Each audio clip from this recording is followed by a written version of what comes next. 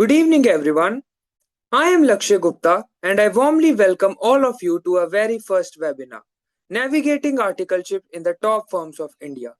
This session is really close to our hearts because most of us are at the stage where we are curious, little nervous, and very excited about starting our articleship journey. In this session, we will be discussing everything from choosing the right firm, the recruitment process, and adjusting to the new environment. To share their valuable experiences and insights, we have three article trainees from some of the best firms: Krishna from EY, Anmol from Forbes Mazars, and Vansh from BDO. Each of them has ventured beyond their hometown, experienced the life in metro cities, and gained invaluable insights along the way. We are super happy and grateful to have them with us today. So let's make this session interactive, engaging, and full of takeaways for everyone present here. Once again, welcome to the webinar and let's get started. Now I would request Kusha to please proceed with the questions. Alright guys, hi Anmol, Krishna and Vansh. So let's start with the most basic questions first. So my first question to you is why did you choose your specific firm and or how did you end up in this particular firm? And also in your opinion, specialization sahi hai ya fir generalization is better? Like which option would you advise? Okay. First of all, Kusha, I would like to thank ICS Jammu and Kashmir branch and Jammu CA Connect team for inviting me as a speaker for this wonderful session. Now coming to the question, मैंने जो है पहले से decide करके रखा था कि मुझे बेस्ट से बेस्ट फर्म में ही आर्टिकलशिप करनी है। तो मैंने कुछ फर्म्स जो है पैन डाउन करके रखी हुई थी फॉर आप खुद के रेफरेंस के लिए जहाँ पे मैं आर्टिकलशिप करना चाहता हूँ। तो मैंने कोई भी अपॉर्चुनिटी मिस नहीं की जहाँ पे मैं इंटरव्यू दे सकता था, वहाँ इंटरव्यू के लिए अप्लाई किया और हर एक इंटरव्यू जो मुझे आता था मैंने दिया है। तो वहीं से मैंने तो इसी फर्म को भी मैंने ये जो फर्म में अपॉर्चुनिटी मिली थी ये उसी के थ्रू मिली थी। लिंक्डइन में मैंने लिंक्डइन के थ्रू बेसिकली ये फर्म मुझे मिली थी किसी के रेफरेंस से, एक सीनियर पोजीशन की। तो या इसी के बेसिस पे मैंने डिसाइड किया था कि मैं ये फर्म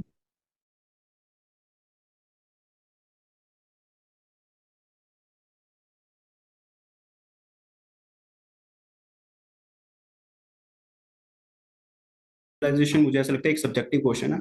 ये आपके करियर गोल पे डिपेंड करेगा कि जनरली लोग, अगर आपका करियर गोल ऐसा है कि आप 5 years डाउन द लाइन अगर आप सीए बनने के बाद सिर्फ आर्टिकल वो करना चाहते हो, जॉब करना चाहते हो, किसी स्पेसिफिक डोमेन में जाना चाहते हो, तो जनरली लोग स्पेशलाइजेशन प्रेफर करते हैं। लेकिन आपका करियर प्रोस्पेक्ट ऐसा है कि आपको सीए बनने के बाद प्रैक्टिस करनी है, अपनी खुद का प्रैक्टिस सेटअप करना है, तो शायद जनरलाइजेशन ज्यादा बेटर रहेगा उस पर्सन के लिए। And adding to that, it depends on आपको इंटरनल ऑडिट में इंटरेस्ट है, आपको टैक्स में इंटरेस्ट है, उस हिसाब से you should select your domain.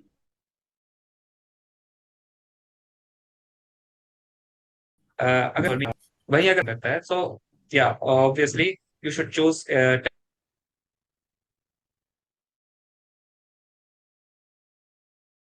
Adam Krishna, what about you? Yeah. So for me, my aim from the beginning, मेरा यही एम था कि मेरे को टॉप फर्म्स में जाना है, लाइक बिग 4 बिग 10। तो स्टार्टिंग से ही ये आइडिया था कि उनमें अप्लाई करूँगा, इंटरव्यूज़ के लिए बड़ी अच्छे से प्रेप करूँगा और मतलब अच्छे से सब फर्म्स में अप्लाई करता रहूँगा। इसलिए मतलब मैं स्टार्टिंग से ही बिग 4 बिग 10 इनको ही रीच आउट कर रहा था लिंक्डइन पर, कोल्ड ईमेल से एंड मल्टीपल वेज से। इसके अलावा मेरा ईवाई में लिंक्डइन के थ्रू हुआ था। लिंक्डइन में मैंने बहुत लोगों को मैसेजेस करे थे, तो लिंक्डइन के थ्रू ही मेरा उसमें रेफरल लगा था। एंड फॉर स्पेशलाइजेशन मेरा ओपिनियन ये है कि मैं अनमोल के साथ एग्री करूँगा कि अगर आपको प्रैक्टिस करनी है इन फ्यूचर, तो आई थिंक आपको जनरलाइजेशन करनी चाहिए, आपको किसी स्पेसिफिक डोमेन में नहीं जाना चाहिए। एंड लेकिन अगर आपको जॉब करनी है या आपको लाइक फ्यूचर में स्टार्टअप करना है और आपको कनेक्शन चाहिए, तो इट्स इंपॉर्टेंट कि आप बड़ी फर्म से आर्टिकलशिप करो और आगे जाके लाइक कॉर्पोरेट एनवायरनमेंट में डलो। आपको बढ़िया कनेक्शंस मिलेंगे वहाँ पर, जो कि इंपॉर्टेंट होते हैं जॉब के लिए और ऐसे बिजनेस के लिए। All right. Okay, so moving on to the next questions, like you, Anmol और Krishna, आप दोनों ने mention किया कि you got your referrals through LinkedIn. So, just give me an idea about the application process कि like बहुत सारे options होते हैं. You can apply directly through the company portals अगर वहाँ पे job position upload हुई है, or you can contact the HRs through LinkedIn. So, like, what are the various methods, and according to you, what do you think is the most efficient way किसी को reach out करने का या किसी के through referral? यार शाह, मुझे ऐसा लगता है कि जब आप ऐसे बैकग्राउंड से आते हो ना, कि आपके पीछे कोई नहीं आपको सपोर्ट करने वाला, जैसे कि कोई बहुत बड़ा रेफरल नहीं है आपके पास, कि आपके पास रेफरल है और वो आपको सीधा डायरेक्टली अप्लाई आपके लिए अप्लाई कर देगा और आपको सीधा इंटरव्यू के लिए कॉल आ जाएगा। तो आपको हर चीज आपको हर कोई भी अपॉर्चुनिटी मिस नहीं करनी चाहिए उस टाइम आपको। मैंने तो, चाहे वो कंपनी का पोर्टल हो, लिंक्डइन रेफरल्स हो, ईमेल्स हो, कोल्ड ईमेल्स हो, हर तरीके से अप्लाई किया था। ऐसा कोई हार्ड फास्ट रूल नहीं है कि आपको सिर्फ ईमेल करना है या लिंक्डइन करना है। आपको हर अपॉर्चुनिटी, अगर आपके पास हर अपॉर्चुनिटी को आपको लेकर चलना पड़ेगा। कोई ऐसा वो नहीं है, हार्ड एंड फास्ट नहीं है कि सिर्फ एक ही तरीके से करो। कोई भी अपॉर्चुनिटी मिल रही है तो उसको जाने दो, एडिंग टू बस व्हाट ये अनमोल है। सेड, सी आपको कोल्ड ईमेल्स तो करने ही करने हैं। आपको लिंक्डइन में कहीं से भी आपको फर्म्स की लिस्ट मिल जाएगी, टॉप फर्म्स की, मिड साइज फर्म्स की। सो आपको कोल्ड ईमेल्स करते रहने हैं, and with that try try करिए कि जितने भी टॉप फर्म्स हैं उनके जो भी अभी करंटली जो आर्टिकलशिप परस्यू कर रहे हैं वहां पे, उनको लिंक्डइन पे कनेक्शन रिक्वेस्ट भेजिए, उनसे कनेक्ट करिए एंड उनसे बात शुरू करिए और try to get a referral from them. That would help a lot. हाँ, एडिंग टू दिस लाइक जितने भी तरीके होते हैं कंपनी पोर्टल पे अप्लाई करना, मैंने कंपनी पोर्टल पे भी अप्लाई करा था। मेरे कनेक्शंस में अगर कोई रेफरल्स हैं, मैंने वो उनको भी कांटेक्ट किया था। मैंने कोल्ड ईमेल्स भी करे थे और लिंक्डइन पे तो रीच आउट करा ही था। और कह सकते हैं कि मैंने जो खुद रेफरल लगवाया उससे भी मेरे को इंटरव्यू कॉल आया था। जो मैंने लिंक्डइन पे रीच आउट करा उससे भी, और जो कोल्ड ईमेल्स करे थे, जो लिंक्डइन पे बहुत सारे लोग पोस्ट करते रहते हैं कि these are the email IDs of top 50 firms and all, तो उसके थ्रू भी मुझे इंटरव्यू कॉल आया था। तो मतलब हर एक चीज़ के थ्रू आपको अप्लाई करना इम्पोर्टेंट है। पर मेरे ओपिनियन में सबसे बढ़िया जो ऑप्शन है वो लिंक्डइन रहता है। लिंक्डइन पे आप डायरेक्टली लोगों को रीच आउट करो, जो वहाँ के मैनेजर्स हैं, आर्टिकल्स हैं, तो वो सबसे बेस्ट रहता है। Got it. So मतलब whatever options you have available, आपको सबके through try करना चाहिए. And I guess कि the base is कि you should have a या LinkedIn. एक अच्छा well वो तो maintained मैंडेटरी LinkedIn है। profile होनी चाहिए. बेसिक। मैंडेटरी। हाँ, all right. And also like अभी जैसे recently results आए, right? So I'm assuming अभी जिन firms में आप लोग हो, maybe उनमें भी कुछ departments में positions open हुई होंगी. या So like now that you're working there, आपको first hand experience है, so what do you think, like जब ऐसी new positions आती हैं तो कहाँ पे अपलोड होते हैं? यूजुअली सबसे पहले किसको पता चलता है? ग्रुप्स में सर्कुलेट होती हैं? Like what is the process, अगर आपको थोड़ा बहुत आइडिया है? ठीक, अगर मैं अपना पर्सनली वीडियो का शेयर करूँ, तो अभी काफी वैकेंसीज जैसे आई है हमारे डिपार्टमेंट में ही। सो फर्स्टली मैनेजर्स को नीड होती है इन आर्टिकल्स की। So they firstly reach out to us only, or us articles की। अगर आपके कोई फ्रेंड्स हैं, आपके नॉन में कोई आर्टिकलशिप परस्यू करना चाहता है, then just get their CVs, share it to the concern person, and वो वहां से फिर इंटरव्यू का प्रोसीजर शुरू हो जाता है। देन वो अपने एचआर से, अपनी टीम के एचआर से कनेक्ट करते हैं। एचआर अपने तरफ से आर्टिकलशिप के लिए स्टूडेंट्स ढूंढना शुरू कर देती हैं, एंड या कंपनी पोर्टल्स पे भी फिर उसके साथ साथ अपलोड होते रहती है। So as I said, the first thing is what managers do is tell their articles and colleagues कि आप अपनी तरफ से फाइंड करिए। Then they move on to the HRs, and subsequently फिर कंपनीज पे भी पोस्ट हो जाती है। Got it. Adding to okay, so which जो हमारी कंपनी में प्रोसीजर है अभी ईवाई गुड़गांव में इंटरनल ऑडिट में, वो भी ऐसा ही है। हमारा एक इंटरनल ग्रुप बना हुआ है, तो जो हमारे सीनियर जनरल मैनेजर वो उसके अंदर डाल देते हैं कि अभी वैकेंसीज हैं आर्टिकल ट्रेनिंग्स के लिए, सो यू कैन इनवाइट सीवीज। तो फिर हम लोग उनको अपने फ्रेंड्स या किसी का सीवी भेज सकते हैं। देन वो पूरा प्रोसीजर चलता है, वो सारे सीवीज कंपाइल करके सबको इंटरव्यू कॉल जाता है, एंड तब वैसे करके प्रोसीजर चलता है। और हमारे Alright. हमारे हमारे केस में लिंक्डइन पे पोस्ट जो हमारे एचआर है, मैं देखता रहता हूँ, वो पोस्ट करते रहते हैं जब उनको एक टीम में आर्टिकल्स की नीड होती है। तो लिंक्डइन पे आप जो स्पेसिफिक ईमेल आईडी उन्होंने प्रोवाइड की होती है, उस पे आप अपना रिज्यूमे भेजते हो। फिर उसके बाद वो डिसाइड करते हैं, कंपाइल करके डिसाइड करते हैं कि कौन से किनको उनको आगे मूव फॉरवर्ड करना है। उन तो वहां से तो लिंक्डइन पे मिली हम हमारे firm articles Got it. Hire होते हैं। तो आई थिंक उस सेंस में भी लाइक अगर कोई लिंक्डइन पे अगर आप कनेक्शंस बना रहे हो, सो जिस फॉर्म में आप जाना चाहते हो, you should connect with articles who are in those firms, yeah yeah because yes वो कहते हैं ना कि you should have the right connections. Now you guys are the right connections, तुम लोग ऑलरेडी उन फॉर्म्स में हो, yeah so people will be reaching out to you. Yeah ठीक है। Will definitely be more than happy to help. Sure, sure. Yeah, And sure. just for all the participants, we will be sharing some resources after the webinar is done, like resumes and interview questions ka list hai, how to draft an email hai. So we'll be sharing those resources. So make sure you're staying tuned with the group. So okay, guys. The next question is like obviously सबके चार या पांच ही preferred firms होते हैं कि मेरे को यही इसी firm में जाके काम करना है. But obviously luck doesn't work that way. It's not necessary आपको इस firm में मिलेगा. So risk कम करने के लिए I think you should simultaneously आपको काफी सारी firms में आप apply कर ही देते हो. So can you give an idea कि like अगर आपकी 5 preferred firms है तो आपको कितनी में apply करना चाहिए? See, अगर मैं अपना पर्सनल शेयर करूँ तो मैंने तो सी टॉप बिग 6 और बिग 10 इनमें तो अप्लाई सबको करना ही चाहिए। एंड मैंने सेफ साइड रहने के लिए I have applied to the top 40 firms. So उसकी वजह से क्या हुआ कि I receive a lot of calls and मैंने काफी इंटरव्यू दिए। तो जब धीरे धीरे टॉप फर्म्स में मुझे कॉल आई, तब तक I was more than prepared कि I can crack those interviews. So yeah अगर आपको करना चाहिए टॉप 40 टॉप 30 फर्म्स में अप्लाई, जिससे एक तो आपकी इंटरव्यू प्रैक्टिस हो जाएगी और दूसरा you would be more on the safer side. So yeah I totally agree.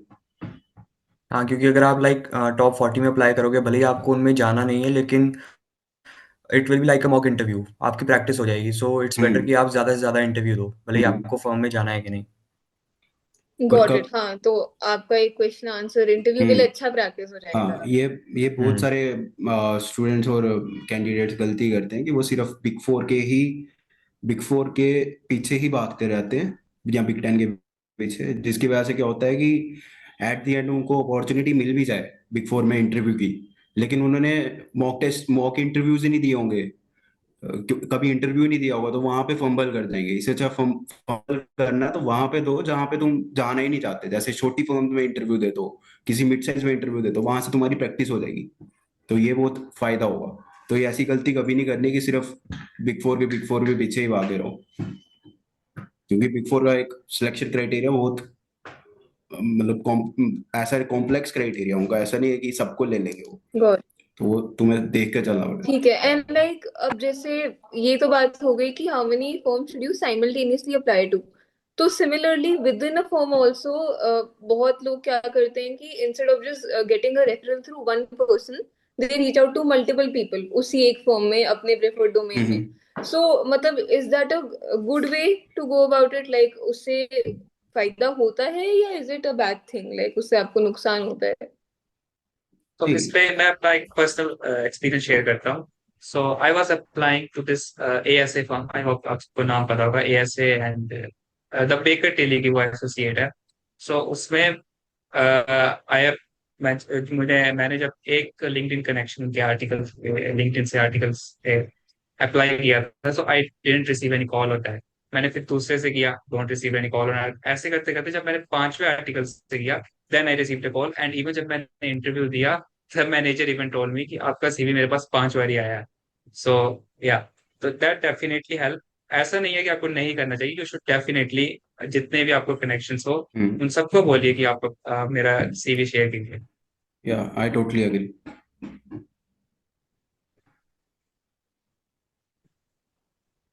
Alright, now the next question is जैसे ये पूरा का पूरा application process होता है right that you reach out to people and then finally आपको offer letter आती है approximately what was your timeline like individually आप लोगों का क्या experience था कितना time लगा था? तो मेरे केस पे तो जब मैंने लिंक्डइन पे मैसेज करा था तो उसके कुछ एक दो हफ्ते तक तो मुझे पता भी नहीं था कि क्या रिस्पॉन्स है, क्या रिस्पॉन्स होगा या नहीं होगा। मैं उन 2 हफ्तों में बाकी फर्म में अप्लाई कर रहा था, मुझे कोई आइडिया नहीं था। फिर रैंडमली 2 हफ्ते बाद मुझे कॉल आया कि आपका कल इंटरव्यू है। तो मेरा इंटरव्यू शेड्यूल हो गया, मुझे लाइक पता भी नहीं था कि मेरा रेफरल कैसे लगा है, वो मुझे बाद में पता लगा। तो वो इंटरव्यू मैंने दिया, मेरा फर्स्ट राउंड हुआ, फिर सेकंड राउंड ऑफ इंटरव्यू भी उसी दिन में हो गया और फिर उसके 1-2 दिन बाद मेरे को एचआर का फ़ोन आ गया फॉर ऑफर लेटर। तो टोटल मैसेज करने से लेकर एंड तक कुछ 15 से 20 दिन लगे। या जनरली वीक और 2 वीक में प्रोसेस कंप्लीट हो जाता है हायरिंग वाला। Yeah, yes. same. Alright, like Krishna, in your case, तो I remember because तब ITD का कोर्स चल रहा था and you told us कि यार I've gotten a call and कल ही interview है so I have to go tomorrow. So yeah. Okay, so the next question is like कि application process वाला section is over. Now we'll move on to the building your profile section. So related to the resume. So my first question is like common certifications, common courses तो हमें पता है जैसे फराज हो गया या intern channel हो गया. So from your personal experience आप बता सकते हो ऐसे कोई courses हैं, कोई certification है, कोई skills हैं that you should add in your resume that will help you stand out. या मुझे ऐसा लगता है कि कुछ जो रेज्यूमे है वही आपका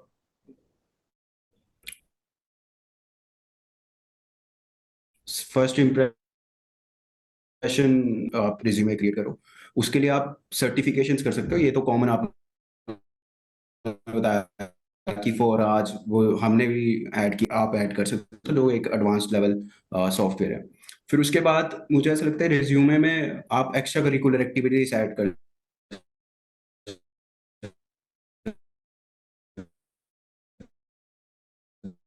जो आपने परफॉर्म की हुई है, हमेशा अपनी इंट्रोडक्शन में भी ऐड करता था और रिज्यूमे भी मैंने ऐड किया हुआ था। ये शायद ये वेटेज प्रोवाइड करती है ऐसी चीजें जो तुमने एक्स्ट्रा की हुई हैं। बाकी कैंडिडेट्स तुम एक्चुअली इंटरव्यू और रिज्यूमे में ये दिखाना चाहते हो कि तुम क्यों अलग हो बाकी कैंडिडेट से। हजारों लोगों ने अप्लाई किया होगा, हजारों लोगों ने रिज्यूमे भेजा होगा, पर वो क्यों तुम्हारा रिज्यूमे सेलेक्ट करेगा? तो इसलिए तुम्हें कुछ तो एक्स्ट्रा दिखाना ही पड़ेगा अपने रिज्यूमे बाकी कैंडिडेट से। या तो तुमने रैंक लाया हो या तो तुमने कुछ बहुत ही अलग लेवल पे किया हो, तो इसलिए कुछ तो अलग ऐड करना ही पड़ेगा रिज्यूमे में। तो कोई हो सकता है कि किसी ने ग्रेजुएशन बहुत अच्छे कॉलेज से की हो, दिल्ली यूनिवर्सिटी के जैसे Shri Ram college of commerce, Hansraj, Hindu जैसे कॉलेज से आर्टिकल सॉरी वो किया हो, किसी ने इंटर्नशिप की हो, किसी ने क्या पता स्टार्टअप उसका किसी स्टार्टअप में काम किया हो। तो ऐसी चीजें जो है तुम्हें दिखाते हैं, वो दिखाता है, तुम्हारी पर्सनैलिटी दिखाता है कि हाँ, कि हम जो है लोगों से अलग है। मैंने ऐसे भी स्टूडेंट्स देखे जो शायद फर्स्ट अटेम्प्ट में पास तो हो गए हैं, पर आज भी स्ट्रगल कर रहे हैं आर्टिकलशिप के लिए।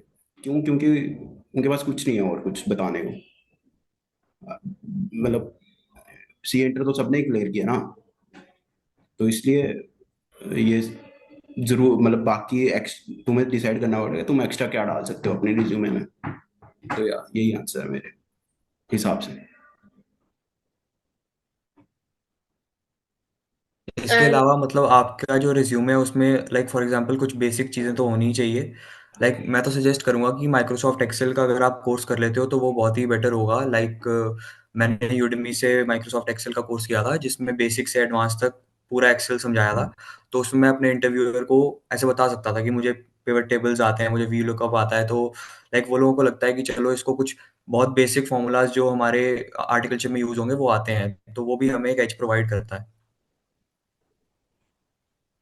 या सेम आप सबको फराज के बारे में पता होगा। So Forage offers different simulation programs for different domains.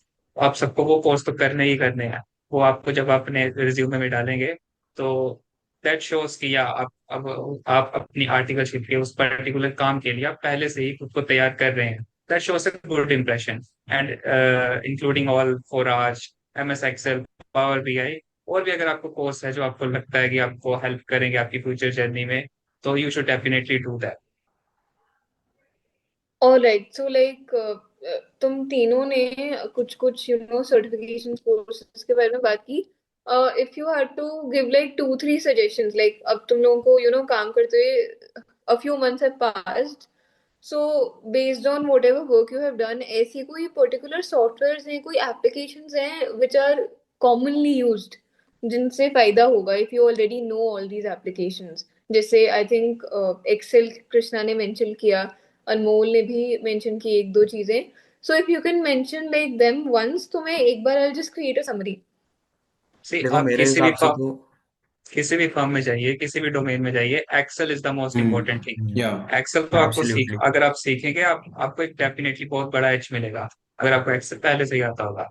Other than Excel, power BI and all the softwares and काफी अकाउंटिंग सॉफ्टवेयर, बिकॉज जब जब भी आप ऑडिट करने जाते हो किसी भी फर्म का, किसी भी कंपनी का ऑडिट कर रहे हो, तो आपको उस कंपनी के रिपोर्ट्स एक्सट्रैक्ट करने होते हैं। तो वो कंपनी के अकाउंटिंग सॉफ्टवेयर पे डिपेंड करता है कि उनके पास कौन सा सॉफ्टवेयर है।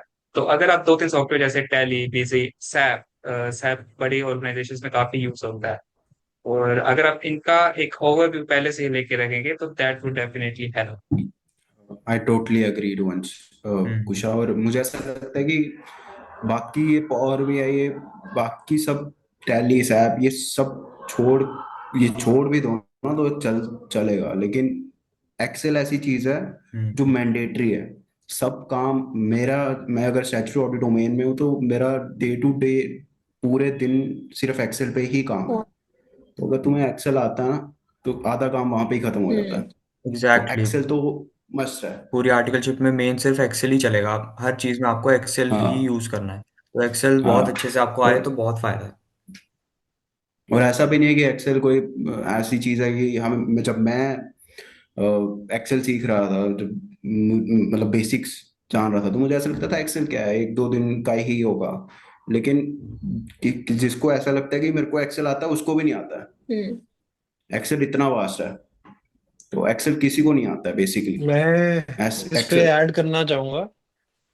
तो being in industry since 7 years, मुझे कहीं ना कहीं ये लगता है कि जब हम अपना CV बनाते हैं ना, तो हम कहीं ना कहीं ऐसी चीजों को बहुत निग्लेक्ट कर देते हैं, ये सोच के कि इनका कोई इम्पोर्टेंस नहीं है। सो फॉर एग्जांपल, जैसे हम इंग्लिश सीखना शुरू करते हैं, so the first and foremost thing we learn is ABCD, right? So that is Excel in case of finance and accounting. So if you are pursuing chartered accountancy and आपने इस course में आगे जाके काम करना है, आपने आर्टिकलशिप करनी है, so you will work in Excel, right? So Excel is ABCD for this chartered accountancy course. And apart from it, now आपने ABCD सीख ली, राइट? नेक्स्ट इज ग्रामर सीखना, नेक्स्ट इज पंक्चुएशन सीखना। So for that there are other courses like power BI। I highly recommend कि देखो, Excel तो आपको आना ही आना चाहिए। फराज से आपने सर्टिफिकेशंस भी कर ली, देन इंटर्नशाला से आपने इंटर्नशिप्स कर ली, और इसके अलावा आपने यूडेमी से 2-3 कोर्सेज कर लिए। But need of the hour आज की डेट में है ऑटोमेशन। और अनटिल अनलेस आप अपने सीवीज में AI का जब तक जिक्र नहीं करोगे, तब तक ऐसा लगेगा that you are still outdated. Excel डालना तो एक बेयर मिनिमम नेसेसिटी होगी, मतलब हम्म। आप वो डालोगे, उसका आपको कोई ब्राउनी पॉइंट नहीं है। आप पॉइंट ये समझो कि आज की डेट में अगर आप अपना CV बना रहे हो और उसमें आप एक्सेल नहीं डाल रहे हो, that CV is totally useless. आपने एक्सेल का कोर्स डाल दिया, I I I know this bare minimum thing, तो वहां से आपका CV एक एक स्टैंडर्ड पे पहुंच गया। And now if you have to outshine, और if you have to showcase in a bright manner, right? So for that you need to add Power BI, internships, ICI बहुत सारे initiatives लेती है। For example, NTS हमने किया, AI Aura का हमने किया 2 days का। So right, so you all need to take, you need to participate in all those events and take the benefit of them. So वहां से आपको CV आउट करेगा। Yeah, I totally agree. Yes, sir, absolutely. Absolutely.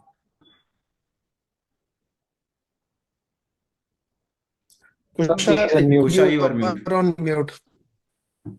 Yeah, sir. I was saying that since we're already discussing about resumes, and I think आपको बहुत resumes आते हैं for referrals on your mail and on your LinkedIn.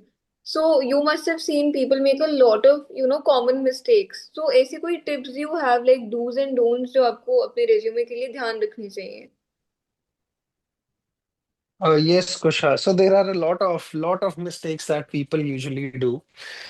Uh, but मैं फटाफट 2-3 minute लूंगा because I know there are a lot of things to be discussed.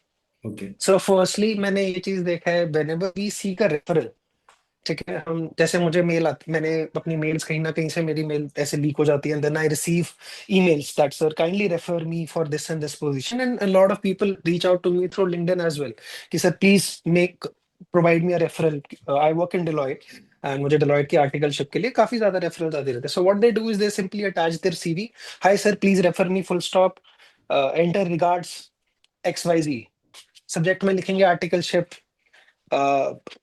Referral and send, और send में to में उन्होंने रखा होता है 500 ईमेल आईडीज. तो जैसे एक आपने एक डॉक्यूमेंट देखा होगा बड़ा फ्लोट हो रहा है, HR email IDs of top 50 firms, Yeah. Right? So students, what students usually do is copy all of the email IDs, put all of the email IDs in two, and एक ही draft बनाएंगे and CV attach करेंगे and shoot कर देंगे mail. So that is a big no, right? So the basic etiquette says to keep all those email IDs in BCC, right? So BCC में क्या होता है, एक टू होता है, एक CC होता है, एक BCC होता है. BCC में मतलब one cannot see it, आपने वो मेल किस किस को शूट किए. Yeah. Second point, whenever you are asking for a referral, you should always specify domain and location. So if you are asking a referral for Start Audit, you have to mention Start Audit in the subject line. If you are if you are asking a referral for any specific location, you have to mention that, okay, I am asking a referral for Bombay location, or maybe New Delhi, or maybe Bangalore. This is the second tip. Third is regarding the CV. A lot of people do not have LinkedIn account, right? आप मुझे बताओ, किसी का रिश्ता आता है अगर शादी का, तो सबसे पहले क्या करते हैं, उसका फेसबुक सर्च करते हैं, इंस्टाग्राम सर्च करते हैं ना, उसकी डीपी देखते हैं, उसका थोड़ा सा एक बैकग्राउंड देखते हैं कि उसने क्या पोस्ट किया है, कहाँ घूमने गया है, क्या करता है, right? So LinkedIn is kind of your shadi ka profile for a professional world. So for that, you have to mention your LinkedIn profile on your CV. Plus, सिर्फ लिंक मेंशन करना is not necessary, you have to maintain your LinkedIn account. मैंने देखा है लोगों ने goggles पहन के DP अपनी लगाई होती है ऑन लिंक्डइन, साइड पोज में शादी के कपड़े पहने उसमें लगाई होती है. सो उससे क्या होता है, the first impression goes very bad. ठीक है, तो that is a big big no. So mentioning your LinkedIn profile and updating your LinkedIn profile is the third tip that I would give. Fourth is to just not mention your marks and just कि मैंने ITT कर लिया, OT कर लिया है, और अपना area of interest डाल के, date of birth, father's name डाल के अपना CV एंड कर दो. अगर आप इतना बेसिक CV बनाओगे तो दुनिया भरी पड़ी है ऐसे CV से. And we as a recruiter, हम ऐसे सीवीज को स्ट्रेट अवे रिजेक्ट कर देते हैं, क्योंकि अगर आप अपने सीवी बनाने में टाइम नहीं दे सकते, आप अपने आप को प्रेजेंट करने में, एक पेज में आप अपने आप को प्रेजेंट नहीं कर सकते, then how will you represent the firm in coming 3 years, 2 years, in the time you work with the big four, right? So that's the fourth tip. And lastly, I would say that do mention those things which reflect your traits, or I would rather say जिससे आपकी ना characteristics पता चले. So if you are a leader, if you have leadership quality, you have to mention something which represents that you have a leadership quality. So for example, Kusha, if I may say about you, जैसे आप Jammu CA Connect, you are leading that, right? So if you mention that, okay, I have a network of 200 to 300 articles, and I have been managing different or several webinars or seminars for them. So it represents that you have you have leadership qualities, right? So if you are a speaker on some specific topic, or if you may have a YouTube account or something, you can specify that, okay, that have this and this much followers on YouTube, and I constantly post about this and this stuff. So that represents that you have good speaking skills, right? So whatever traits you have, if you have something which can probably reflect those traits, so you have to mention that. So yeah, majorly that's it from my Thank you side. so much, sir. उसमें I think सारे की सारे tips cover हो गए, and since you can tell us from the recruiter's perspective, I think आपके insights are the most important. So thank you for sharing all of that. So moving on to the next question, and this is a very, very commonly asked question. So many students are under the impression कि यार अगर मेरा 2 या 3 मतलब एक से ज्यादा time लग गया है, so there is no chance कि I'll get into Big Four. So now that you've experienced the entire application process, आपको क्या लगता है कि how big of a role do your CA intermediate marks and your attempts play in getting articleship in Big Four or Big Ten? कुशा, मुझे ऐसा लगता है कि कुछ हद तक तो टाइम मैटर करेगा कि अगर आप अगर ज्यादातर अगर आप ये बिग फोर और बड़ी एंटिटीज में तो मैटर करता है कि बिग फोर कंसीडर ही उनको करती है जिनके attempts max to max 3 attempts तक वो कंसीडर करते हैं, जहां तक कि मुझे पता है। और लेकिन मुझे ऐसा लगता है कि उससे ज्यादा क्या मैटर करती है आपकी डेडिकेशन, आपका कितने मतलब आप कितना जुनून आप में है कि आपको आर्टिकलशिप चाहिए चाहिए।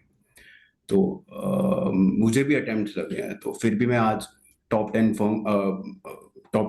फर्म में अगर आर्टिकलशिप कर रहा हूँ, तो सिर्फ डिपेंड करता है कि आप कितनी डेडिकेटेड होकर एक चीज के लिए फोकस हो उस पे। तो आप अगर अटेम्प्ट्स लगे भी होंगे तो वो मैटर नहीं करेंगे। कुछ हर रास्ता कुछ ना कुछ रास्ता बन जाएगा, आपको अच्छी आर्टिकलशिप मिल जाएगी, लेकिन हार नहीं माननी है बस। मैं ये कहना चाहूंगा। मैं भी अनमोल As से एग्री करूंगा। और मैं कहना चाहूँगा कि मतलब जो अटेम्प्ट्स एंड मार्क्स हैं वो इफेक्ट तो करते हैं आपकी सिलेक्शन पर। उसका ये मतलब नहीं है कि लाइक अगर आपके बहुत अटेम्प्ट्स लग गए हैं तो कि अब आप बिग फोर में आ ही नहीं सकते। उसका वो मतलब नहीं है। आपको मुश्किल होगी, आपको ज़्यादा हर्डल्स आएंगे नॉर्मल फर्स्ट अटेम्प्ट वाले से। लेकिन अगर आपके पास मार्क्स के अलावा कोई एज है, जैसे अनमोल ने मेंशन किया कि उन्होंने एनटीएस में पार्ट लिया है, ऐसे बहुत सारी चीज़ें आप कर सकते हो। आपने कोई इंटर्नशिप करी है, कोई स्टार्टअप में आपने काम करा है, बहुत सारी चीज़ें, अगर वो चीज़ है तो वो स्टिल आपको कंसीडर करेंगे डिस्पाइट अगर आपके अटेम्प्ट्स भी लगे हैं। मुझे Go कृष्णा, तुम्हारी वो एएसए वाली बात याद आ रही है जिसमें तुमने बताया कि तुमने एक ही फर्म में 5 बार डिफरेंट डिफरेंट कनेक्शन से मैसेज करके ultimately you reached out for an interview round. So I would like to reiterate exactly the same point. From a recruiter standpoint, we don't see attempts at all until and unless you specifically mention that in your CV that I cleared it in my 4th attempt. या हमें ऐसा specifically दिखे कि group 1 2021 में clear हुआ है, group 2 आपका 2025 में क्लियर हुआ है, राइट? सो उस पॉइंट पे you have to play very smart. You have to reach out till the interview round, right? You have to present yourself. So मैं यूजुअली क्या रिकमेंड करता हूँ, अगर आपका ऐसा कुछ पॉइंट है तो मतलब ऐसे आप स्पेसिफिकली मेंशन मत करो. बट हाँ, अगर आपने ग्रुप 1 क्लियर किया मई में, देन सितंबर में आपने ग्रुप 2 क्लियर किया, मतलब विदाउट स्किपिंग एनी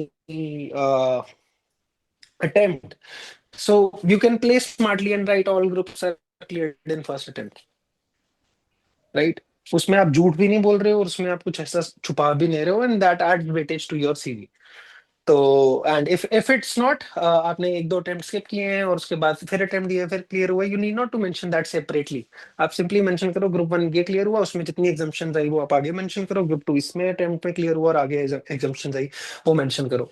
सेकेंडली, आप जितना अप्लाई करोगे उतना आपके लिए बेनिफिट होगा. तो अब होता क्या है, हमें लगता है कि बिग फोर में आर्टिकलशिप करनी है, हम 4 जगह से ईमेल आईडी लेंगे, उन 4 ईमेल आईडीज पे अपना सीवी भेजेंगे और हमारी शॉर्टलिस्टिंग हो जाएगी. ऐसा नहीं होता है. Even for articleship, even for industrial training, even for getting a job, and even after getting a job, if you want to switch, ऐसा नहीं होता है. आप 500 जगह अप्लाई करोगे, आपका 50 जगह सीवी शॉर्ट मतलब नोटिस में आएगा, उसमें से 10 जगह से इंटरव्यू के कॉल आएंगे, उसमें से एक जगह आपको इंटरव्यू में आपकी शॉर्ट लिस्टिंग होगी। सो अनटिल अनलेस आपको लगे कि आपने बहुत ज्यादा जगह अप्लाई कर दी है, तब तक आप ऐसा मत समझिए कि आपकी आर्टिकलशिप की हंट खत्म हो गई है। और अगर आपको लगता है कि वो 50 सीवी वाले पीडीएफ में अगर आप सबको ईमेल आईडीज पे मेल भेज के आपकी आर्टिकलशिप लग जाएगी, तो ऐसा नहीं है। क्योंकि वो ईमेल आईडीज आधे से ज्यादा बंद होती हैं, आधे से ज्यादा पे रोज की 100 ईमेल्स आती हैं। तो वो कहीं ना कहीं वो ईमेल आईडीज का इतना बेनिफिट नहीं होता। This is what my experience is. So the best platform to use is LinkedIn. Keep searching, वहाँ पे आप आर्टिकलशिप वैकेंसी सर्च करो, you will see an number of vacancies. A lot of people are constantly posting about it. So just keep on cold mailing all those email IDs separately in a very well drafted manner. You can use chat GPT आजकल, तो उतनी मेहनत भी नहीं करनी पड़ती, वो automatically आपको सब्जेक्ट भी बना के दे देता है, बॉडी भी बना के दे देता है। It saves a lot of your या yes sir. Right sir. So मतलब it's not over until it's over. जब तक आपको ऑफर नहीं आया है तब तक you should just keep on going and keep giving in the like time. Keep putting in the work. बिल्कुल, मैं तो कहता हूँ आपकी, आपने ग्रुप क्लियर कर लिया ना, या नहीं भी किया, आपकी रिजल्ट्स अवेटेड हैं, आप अप्लाई करना शुरू कर दो। And once you have cleared, you can apply again. All right. Actually, a lot of students did put this question that अगर हमारा एक ग्रुप क्लियर हुआ है, can we already hmm start applying or do we have to wait? उसमें result awaited डाल दो। देखो, ultimately तो वो सीवी कंसिडर्स नहीं होता है, Hmm. राइट? क्योंकि आपकी आर्टिकलशिप तभी स्टार्ट हम्म आपके क्लियर होंगे। हम्म तो if you have a very short gut feeling, तो आप अप्लाई करना स्टार्ट कर दो। क्या होगा, 2-4 से इंटरव्यू आएंगे, एटलीस्ट आप प्रिपेयरिंग, आप आपको एक पता तो चल जाएगा ना what is the process. Hmm. या फ्री बैठने से तो अच्छा है। And if you have already cleared it और आपका ओसी आईटीटी पेंडिंग है, तो आप सीवी पे मेंशन कर दो OC and ITT is completed, Okay. And start applying, so that आपके वो 15-20 दिन जो आपका रिक्रूटमेंट का टाइम है, जैसे कृष्णा के टाइम पे आप बताते थे आईटी चल रहा था और उसकी लिस्टिंग हो गई थी, Hmm. That was a smart move to save another 10-15 days, right? आपका आपका अटेम्प्ट नहीं होना चाहिए। Got it. ये सर, और मतलब जब तक आपका अटेम्प्ट पोस्टपोन नहीं हो रहा है तब तक तो आपको एंड तक अप्लाई करते रहना चाहिए।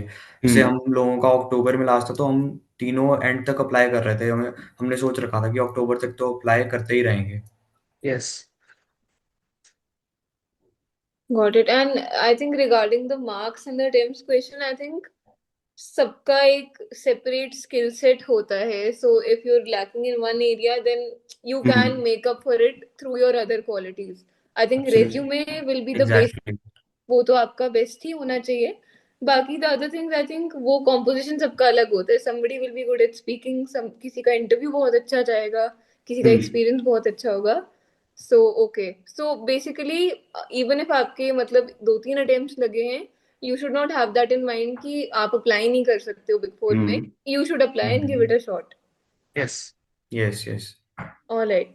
So, for the remaining set of questions, Arnav will be taking up those questions. So, Arnav, please go ahead.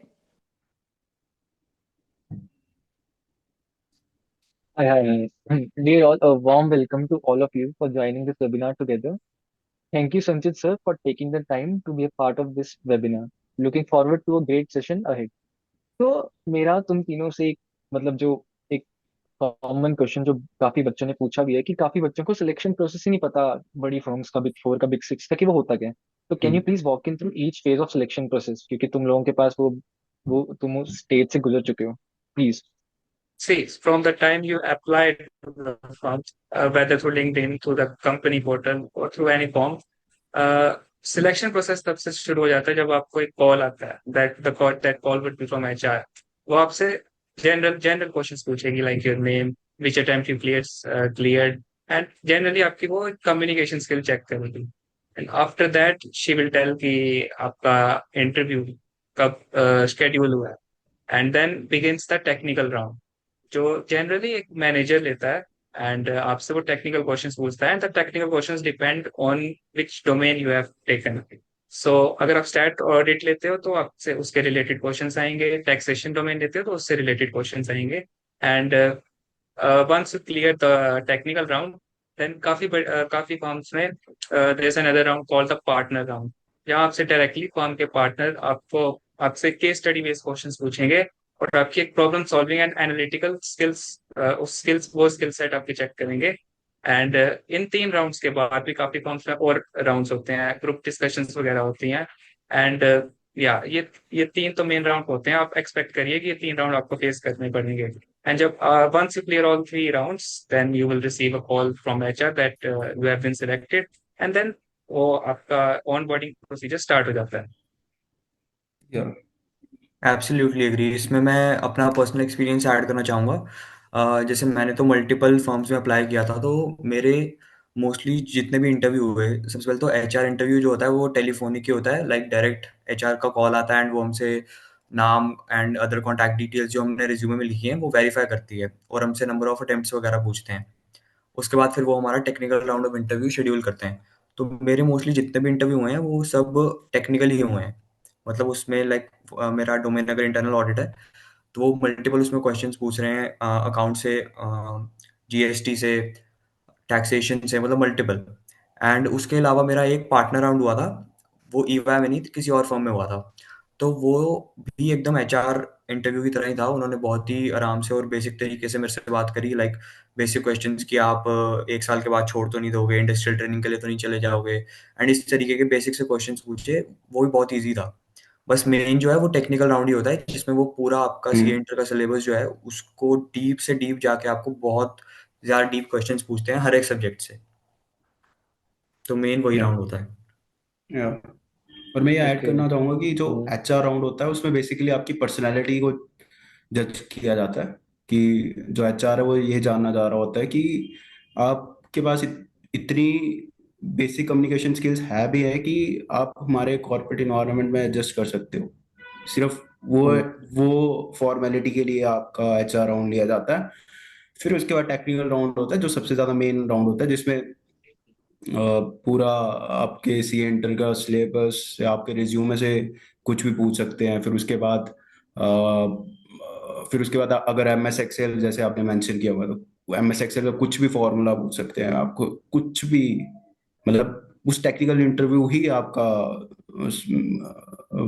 Play मतलब कि डिसाइड करता है कि आप ज्वाइन करोगे नहीं करोगे। बिल्कुल। और हाँ, और बाकी जो है फॉर्मेलिटी के लिए कुछ फर्म्स में पार्टनर्स राउंड भी होता है। मतलब पार्टनर्स राउंड ऐसा लगता है कि पार्टनर इंटरव्यू ले रहा है तो वो मतलब कि ऐसे अलग लेवल पे इंटरव्यू होता होगा, लेकिन पार्टनर राउंड बेसिकली एक फॉर्मेलिटी है कि अगर आप उसकी टीम में ज्वाइन कर रहे हो तो वो आपसे ये जानना चाहता है कि मेरी टीम में कौन ज्वाइन कर रहा है और उसका क्या पर्सनैलिटी है। बस वो पार्टनर्स राउंड में अगर आप देखोगे कि अगर आप पार्टनर्स राउंड तक पहुंच गए तो 90% प्रोबेबिलिटी है कि आप सिलेक्टेड हो। वो सिर्फ Yes. फॉर्मेलिटी है।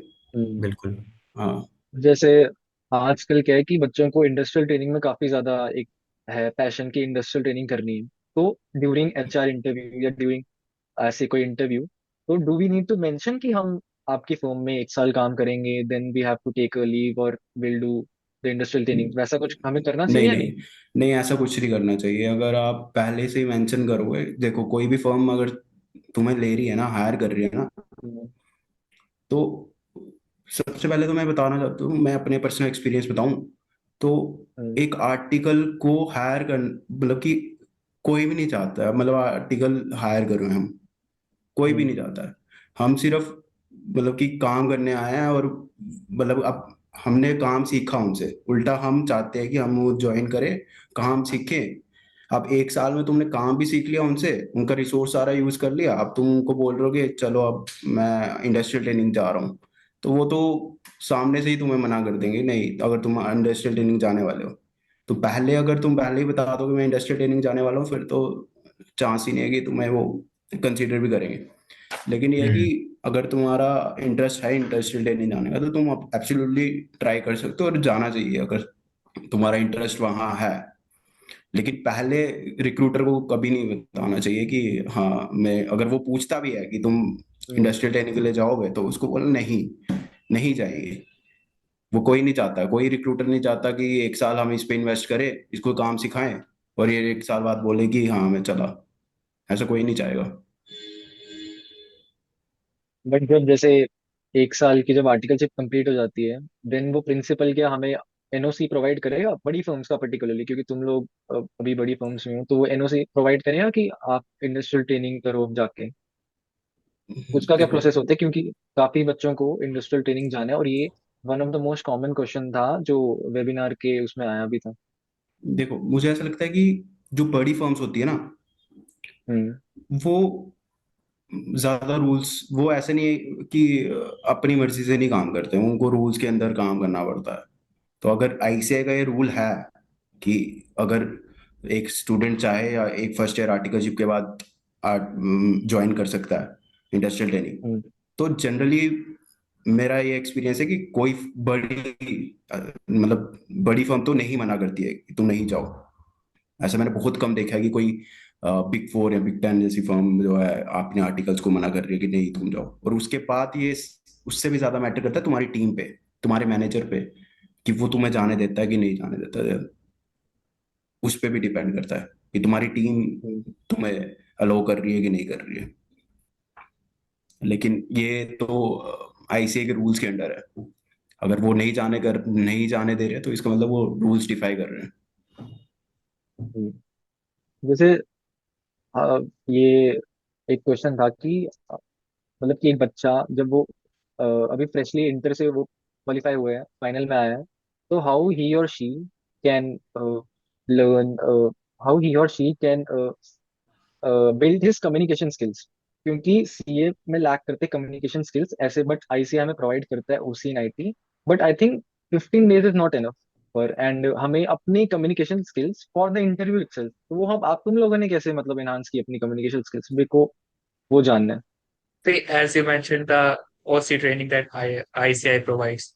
For hmm. me personally, that helped a lot. I hmm. never thought कि ये 15 दिन इतना impact डालेंगे, but they really did. And apart from that OC training, आप अपने जो वहाँ से OC training में दोस्त बने हैं, आपके सीए जर्नी में जो भी दोस्त बने हैं, जब आप हम्म। उनसे कम्युनिकेट करते हैं, उनसे ये टर्म्स रोज डिस्कस करते हैं, हमारे आई सीए रिलेटेड टर्म्स, इन टर्म्स में बातें करते हैं, टर्मिनोलॉजीज यूज करते हैं, तो आप ऑटोमेटिकली आपकी कम्युनिकेशन स्किल्स इंप्रूव होते रहती हैं। एंड एज ऑलरेडी मेंशन कि आपको काफी फॉर्म्स में इंटरव्यू देना चाहिए और मॉक इंटरव्यूज देने चाहिए। जब मॉक इंटरव्यूज देंगे तो ऑटोमेटिकली आपकी communication skills and all the skills develop होती रहेंगी। सो या। हाँ, मेरा भी जो ओसी कोर्स है उसका बहुत ज़्यादा इम्पैक्ट था मेरी कम्युनिकेशन स्किल्स को भी बेटर करने का।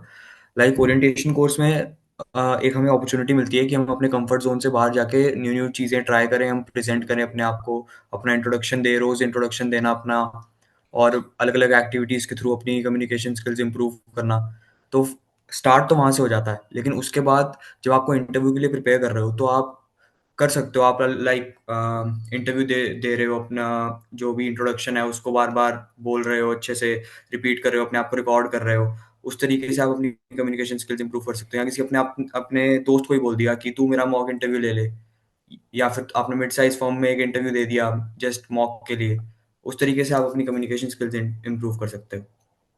या मैं टोटली एग्री करता हूँ इस चीज को। हम्म। अच्छा, during your interview, were there any questions that you did not prepare for, and how did you manage to answer that, क्योंकि सब क्वेश्चंस के आंसर तो हमें आते नहीं होते। हम्म। यस डेफिनेटली, आप किसी भी चीज में, किसी भी फील्ड में कोई भी इंटरव्यू दे रहे हैं तो एक्सपेक्ट करके चलिए कि 30 to 40% के क्वेश्चन के आंसर आपको नहीं ही पता होंगे। So instead of just staying blank in that situation, just say कि आपको उस पॉइंट ऑफ टाइम पे नहीं पता answer, but you will definitely look into it after the interview. That shows कि हम्म। आप सही में एक राइट हम्म। कैंडिडेट हो, और आप डेफिनेट आप लर्निंग, आप चीजें लर्न करना चाहते हो। So that would really help. हाँ, मेरा भी एग्जैक्टली यही अप्रोच था कि अगर मुझे कोई, सबसे पहले तो जो वो क्वेश्चंस होते हैं, मोस्टली सारे क्वेश्चंस ही ऐसे होते हैं जिनके लिए हमने प्रिपेयर नहीं करा होता, क्योंकि वो लोग केस स्टडी में, जो इंटरव्यूअर है वो केस स्टडी बनाकर ऑन द स्पॉट क्वेश्चन पूछता है। तो पहले तो हमें ट्राई करना है कि जो हमारी सीए इंटर की नॉलेज है उससे ही हम आंसर दे पाएँ। लेकिन अगर हमें आंसर नहीं आ रहा है तो हमें सीधा एक्सेप्ट करना चाहिए कि right now I don't know the answer and I will look into it after the interview. तो वो एक अच्छा इंप्रेशन छोड़ता है। मुझे ऐसा लगता है ओके। कि कॉन्फिडेंस इज द की। मतलब कि अपना कॉन्फिडेंस मत हारो उस टाइम पे।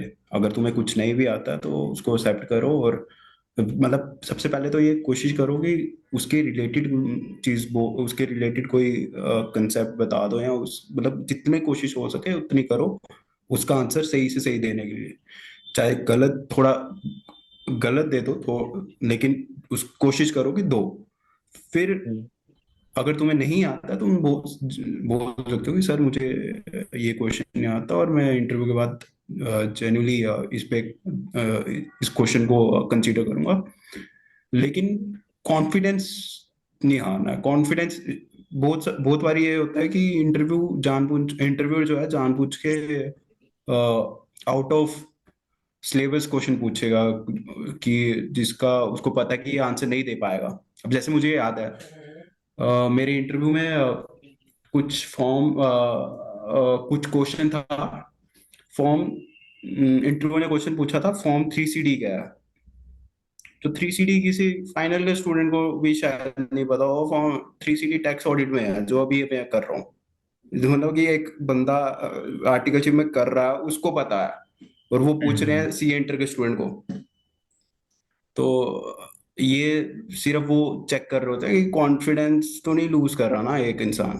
तो वो कॉन्फिडेंस इज द की, मतलब कॉन्फिडेंस नहीं छोड़ना। बाकी एक दो क्वेश्चन नहीं भी आता तो चलेगा। अच्छा, सो ये तो चलो हो गया कि अनएक्सपेक्टेड क्वेश्चन कोई आ गया। तो डू यू थिंक कि asking questions to the interviewer creates a good image, क्योंकि उसको भी थोड़ा लगे कि यार ये भी इंटरेस्टेड है। अगर ऐसा हम्म। है तो ऐसे कुछ दो तीन गिने चुने क्वेश्चंस जो तुमने पूछे हो, या जो मतलब पूछने चाहिए इंटरव्यूअर को। अगर हाँ मतलब अगर मुझ अगर अगर कोई इंटरव्यूअर भी कर लो। आपको अपॉर्चुनिटी दे रहा है कि आप क्वेश्चन पूछो हाँ। उसको, तो आपको डेफिनेटली उससे क्वेश्चन पूछना चाहिए, और ये आपके फायदे में ही होता है। ये शो करता है उसको कि जेन्युइनली आप इंटरेस्टेड हो इस फर्म में आने के लिए। आपने थोड़ी रिसर्च करी है फर्म के बारे में, और आप जानना चाहते हो। और जैसे और आप जो क्वेश्चन, फॉर एग्जांपल मेरे मेरे को अगर कोई क्वेश्चन पूछना है तो मैं हमेशा पूछता था कि इस फर्म में मुझे इस डोमेन में कौन से क्लाइंट्स का हम्म। एक्सपोजर मिलेगा, लाइक किस तरीके के वो क्लाइंट्स होंगे, क्या वो ऑटोमोटिव इंडस्ट्री होगी, क्या वो रियल एस्टेट इंडस्ट्री क्लाइंट्स होंगे, और फॉर एग्जांपल 2 साल के पीरियड में मुझे अप्रोक्सीमेटली कितने क्लाइंट्स पर जाने का मौका मिलेगा। इस तरीके के क्वेश्चंस मैं पूछता था अपने हाँ, मैं इंटरव्यूज में। टोटली एग्री करता हूँ कृष्णा की बात से। अगर आपको इंटरव्यूअर क्वेश्चन पूछने का अपॉर्चुनिटी दे रहा है, तो एब्सोल्युटली तुम्हें एक क्वेश्चन पूछना ही चाहिए, जो तुम पहले से डिसाइड करके रख सकते हो। मैं अपने पर्सनल एक्सपीरियंस से बताऊं तो जब भी आपको मेल आता है ना मीटिंग ज्वाइन करने से पहले, तो दो जनों को टैग किया होता है उसमें। उसमें आपके जो इंटरव्यूअर होने वाला था ना, उसका भी नाम हम्म। होता है। तो वो जो मेल है वो आधे से 1 घंटे पहले ही आ गया होता है। तो वो जो इंटरव्यूअर तो तुम क्वेश्चन डिसाइड करने के लिए उस इंटरव्यूअर की प्रोफाइल चेक कर सकते हो। मैं क्या करता था, इंटरव्यूअर जो था ना, उसकी प्रोफाइल जो है लिंक्डइन पे सर्च करता था, किसने क्या किया हुआ है, कैसे कैसे किया हुआ है। तो मैं उसके प्रोफाइल के रिलेटेड क्वेश्चन पूछ लेता था, कि अगर तुमने इस ऑर्गेनाइजेशन में तुम अभी से लेके 3 से 4 साल काम किया हुआ है, तो तुम्हारा क्या एक्सपीरियंस रहा है, तुमने क्या सीखा है अभी तक। तो उसको ऐसा लगता था कि हाँ, इसने मेरे बारे में रिसर्च किया हुआ है, कुछ अच्छा ही एक इम्प्रेशन छोड़ के जाता था वो चीज। तो मेरे लिए वो सही रहा है हमेशा। हम्म। तो how was the transition like कि living in a home city to different city, क्योंकि अकोमोडेशन का वहाँ है बाहर, देन आपकी डेली रूटीन थोड़ी खराब हो जाती है, एंड एक्सपेंसेस भी हैं काफी। तो आपने ये सब कैसे मैनेज किया, सबने यार, तीनों ने? क्योंकि मुझे तो ऐसा क्योंकि लगता है वंश, कि हाँ, हाँ, हाँ क्योंकि वंश तो मतलब काफी दूर है, बैंगलोर है, तो उसको तो ज्यादा आई थिंक वो ये बेटर आंसर करेगा इस चीज का। सो हाँ। या देखो, काफी प्रॉब्लम्स आती हैं शुरू में, बिकॉज जम्मू से बैंगलोर शिफ्ट करना, it's not just a normal shift, it's a cultural difference, language barrier, food different, food and all habits में डिफरेंस। तो या काफी प्रॉब्लम्स आती है शुरुआत में, but it's just one one और two week thing, once you get a hang of it, it just become your normal life. And बाकी बात करें अगर डेली रूटीन की, सो आपको जब ऑफिस से काम मिलने मिलने लगेगा, काफी वर्क प्रेशर बढ़ जाएगा, आपको उसके बाद अपनी स्टडीज भी मैनेज करनी है, तो आपका कैसे दिन निकलेंगे आपको कुछ पता नहीं चलेगा। You start waking up, studying, then preparing to office, office में जाइए, 8 से 9 घंटे काम करिए, वापस आइए, तो आप में इतनी एनर्जी बचेगी ही नहीं कि आप ये सब के बारे में भी सोच पाए। सो या the day just goes on, and आप या आप इस डे के साथ चलते रहेंगे। हम्म, तुम दोनों ऐड करना चाहोगे कुछ? हाँ मतलब यार मैं उसकी बात से पूरा एग्री करूंगा कि हमारी रूटीन ही बन जाती है। वो स्टार्टिंग में थोड़ा आउट ऑफ प्लेस फील होता है कि यार ये हम्म, कौन सी जगह आ गए, नई सी जगह पर आ गए हैं। लेकिन उसके बाद धीरे धीरे सब कुछ मतलब जब आपकी एक रूटीन बन जाए, आपको एक टीम अलॉट हो गई है, क्लाइंट मिल गया है, वो आपको काम मिल रहा है, तो पूरा दिन आपका कैसे निकल जाएगा आपको पता भी नहीं लगेगा। तो बहुत ही फिर लाइक जब टीम मिल जाती है तो वो थोड़ा ईजी हो जाता है। हम्म, हाँ यार, मैं टोटली एग्री करूँगा इन दोनों को। और मैं पर्सनली मेरे लिए वो ज़्यादा कोई बड़ा ट्रांजिशन रहा नहीं, क्योंकि मैंने 2-3 साल पहले भी स्टडीज़ के लिए पुणे रह चुका हूँ। तो हाँ, इन दोनों के लिए हो सकता है ट्रांजिशन बड़ा हो सकता है ये घर से दूर रहना, पर मेरे लिए नहीं था पर्सनली। ओके। सो लाइक अभी मैंने तक और वंश ने तो कॉलेज भी नहीं कर रखा है, तो हम दोनों का ये फर्स्ट टाइम था, तो हमारे लिए थोड़ा चैलेंजिंग था ये। But as I said, once you get the hang of it, it just becomes your normal life and normal part of it. हम्म। तो अभी तक जितना भी तुम्हारा आर्टिकलशिप का पीरियड हुआ है, what have been the toughest challenge that you faced in an articleship period अभी? यार कॉर्पोरेट एनवायरनमेंट का सबसे टफेस्ट, मतलब जो तुम्हें टफ लगा हो, may not be tough for like others. देखो अभी तो हमें ज़्यादा टाइम हुआ भी नहीं है, लेकिन स्टिल अगर कोई टफ चैलेंज बोलना है तो लाइक सबसे हम्म, पहले तो वो यही था कॉर्पोरेट एनवायरनमेंट में एडजस्ट करना। लाइक जब मैं आया था तो मैं सबसे सर हम्म, करके बात करता था, पर लाइक उनको वो चीज़ पसंद नहीं थी, वो मुझे डांट देते थे कि सर मत बोलो, लाइक नाम से बुलाओ। फॉर एग्जाम्पल मुझे अर्नव सर बोल रहा हूँ अगर मैं, तो वो बोलते थे नहीं सिर्फ अर्नव करके बुलाओ। तो इन सब हम्म, चीज़ों में एडजस्ट करना, लाइक कम्युनिकेशन स्किल्स बनाना, अच्छे से बात कैसे करनी है, मुझे डर लगता था पहले कि अब कैसे बात करूँ, मैनेजर है ये है। तो उन चीज़ों में थोड़ी दिक्कत आ रही थी। खाने-वाने का लगता था कि अब कैसे खाना लंच लेके जाना है, ये करना है, वो करना है, मतलब बहुत सारी चीज़ें होती थी।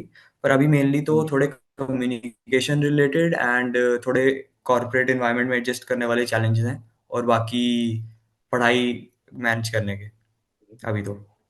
या मैं टोटली अग्री करता हूँ, और मुझे लगता है कि मेरे 2 महीने के एक्सपीरियंस में मैंने सबसे ज़्यादा यही चैलेंज, मैंने जो चैलेंज मीट एक्सपीरियंस किया है वो डेडलाइंस मीट करना।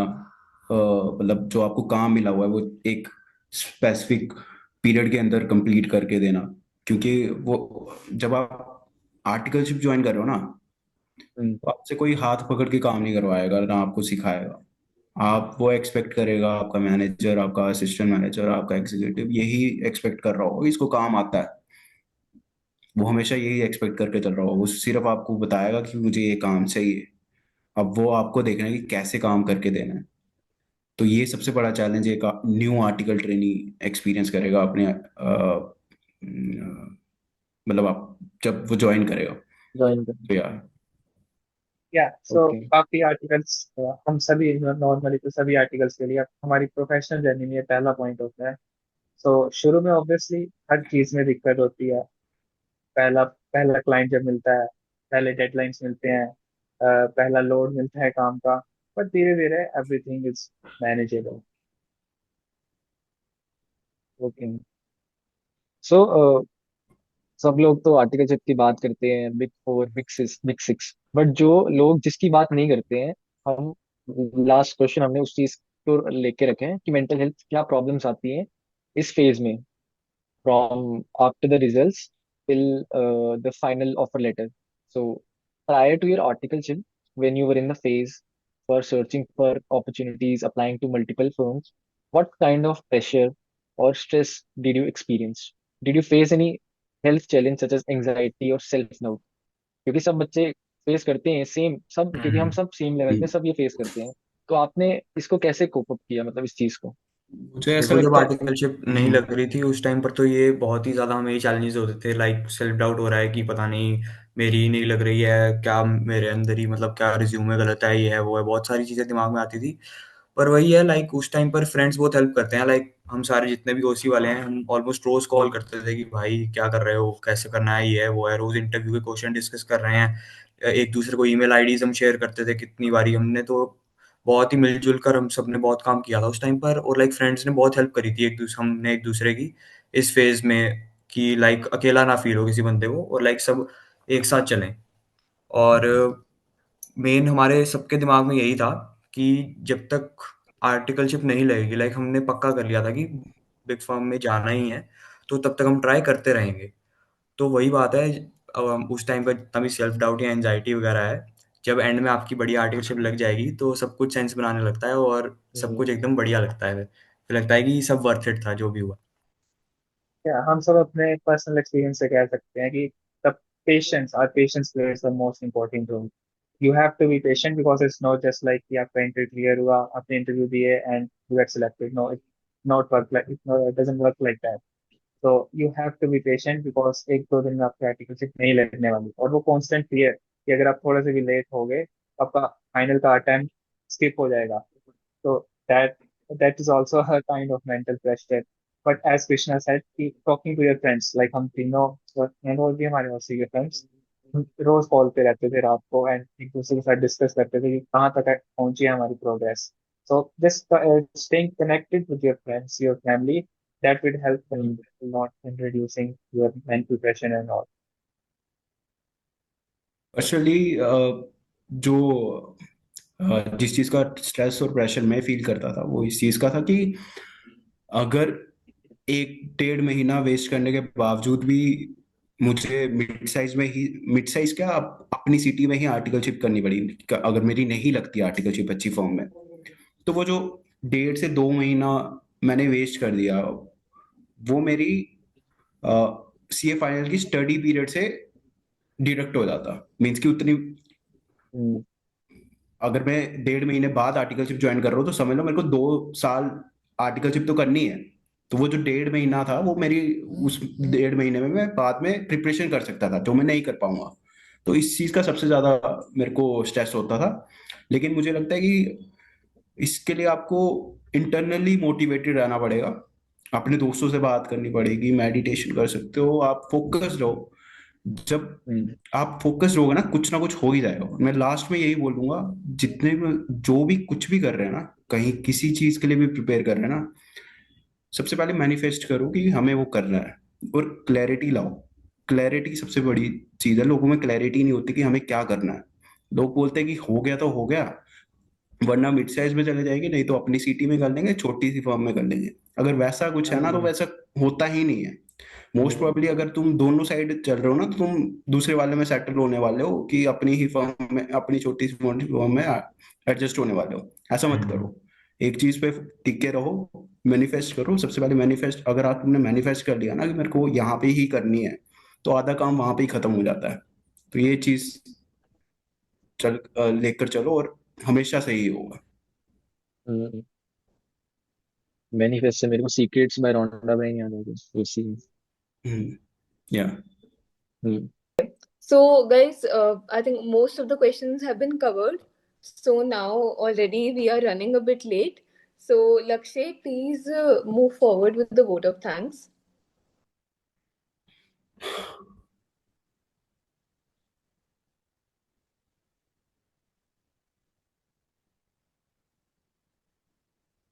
Chinmay, please turn on the. That brings us to the end of today's session. A big thank you to Krishna, Anmol, and Vansh for sharing their valuable experiences, giving us real insight about articleship outside our hometown. And of course, thanks to everyone who joined and made our first webinar a success. We look forward to hosting such sessions together.